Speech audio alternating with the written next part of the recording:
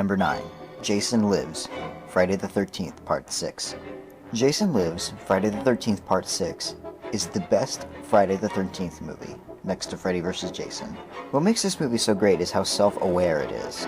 At this point during the 80s, the slasher genre had become a little worn out, so the filmmakers opted to make a little more fun at the tired cliches, rather than try to make it serious.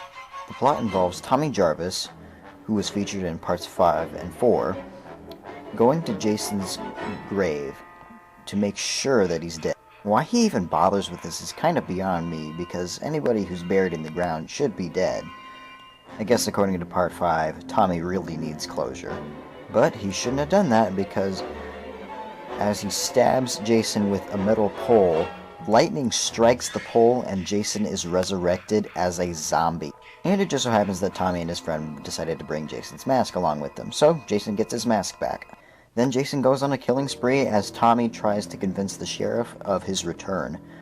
There are some pretty good kills in this one, and the soundtrack is very reminiscent of the 80s.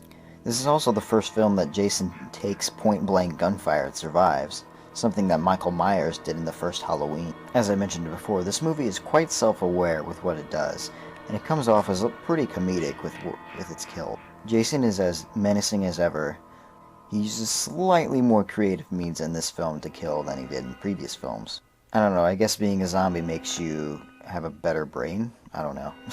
Overall, Jason Lives is the best Friday the 13th film, and while it's not scary, it's very fun to watch, extremely entertaining, and has a good feel of the slasher genre in the mid to late 80s.